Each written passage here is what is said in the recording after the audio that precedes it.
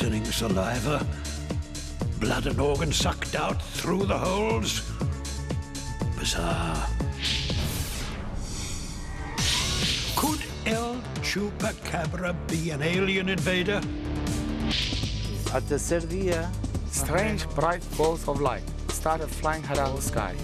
The whole town saw them, and one night something bigger and brighter appeared in the sky. Then the balls of light disappeared. But the killings didn't stop. People's pets, rabbits, cats, were being found dead. Curiouser and curiouser. Add to that more animal deaths and the mystery deepens. To follow up, I've sent Daniel and Natalie to meet with Dr. Virgilio Sanchez, who's been studying El Chupacabra for years. He says this creature has been around since the beginning of time. Going back, for example, in different countries, like in Europe, in France, you have the gargoyles. Gargoyles are stone structures of horrendous demon-like creatures. They are found on the battlements of medieval castles and churches, and they were designed to scare the peasants. But Dr. Sanchez says that if you accept that gargoyles are the original human explanation for El Chupacabra, then it's a global phenomenon and that the sightings continue to this day. We have reports of Chupacabra attacking Ireland, in Spain, England, but the attacks are almost the same. We compare footprints from Chupacabras in Chile with the one we obtained in 1996 in Miami, plus another one that we obtained in Spain during the 1994-1995 attacks, and they all are the same. So we find out that in different countries, it's the same animal. So, El Chupacabra, according to Dr. Sanchez, is a fearsome gargoyle and has been terrorizing the world for centuries. Dr. Sanchez is showing Natalie some of the physical evidence he has collected.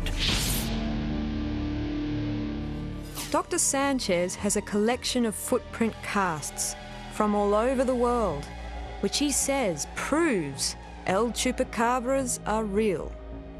Have you had any of these casts analysed? Because to look at it on first appearances, it looks very much like a dog print. The same shaped toes, you can see the claws, and the shape of the base, if I can get one. See this one? That's characteristic of a dog. In the Chupacabra are only 2 legs. So that's eliminate a lot of non-animal. That's why we say we resemble the kangaroo that have 2 legs. The way it behaves, it walks in 2 legs, but it jumps. When it runs in 2 legs, jumping in 2 legs. Not too many animals. No animal have that characteristic. And none of the predators animals suck the blood of the prey by a single hole in the neck. But not only suck the blood and leave the rest of the animal intact. So there are certain characteristics. Even if they resemble some animal, non-animal, there are certain characteristics that separate completely. Dr. Sanchez also managed to recover some hair samples. So the hairs that you managed to get from Chile, what did the tests say about those hairs? The only thing that they could find out is that they are mammals. It couldn't be matched to any dog or panther or tiger. In the laboratory, they couldn't match, so the hair is different. Dr. Sanchez was unable to allow us to test the hair samples, and the lack of evidence is becoming quite frustrating. However, Dr. Sanchez was able to throw some light on those UFO sightings, those lights in the trees that the people of Calama saw. Dr. Sanchez has investigated those sightings as well. When I was there in June, I tried to find out the place where this light landed. We found the place. We found a tripod, and in front of the tripod, we found about 80 footprints of the Chupacabra. After that, our associate in Chile found many places where the UFO land. Actually, we call it a UFO port because it landed more than one time. So we collect all this evidence which comes with the phenomenon.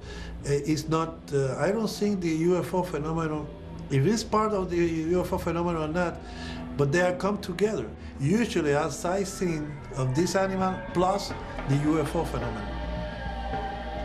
So we cannot separate. So what do you think Chupacabra is? Really, I don't have a key question or the answer to that question. I'm looking for it. What Chupacabra is? So far we know it's a physical animal, very intelligent, and it attacks at night when it's complete dark. There are certain characteristics of the animal that we collect from witness, but what it is, we have to catch one. And I believe this animal could be catch, could be, we have to hunt it. We think that we can catch it. I think anyone could catch it with time. The thing is that this animal attacked by surprise, and you don't know when or where. But if we are alert, the next step is catch one. And then when we catch one, you're going to have the answer of your question.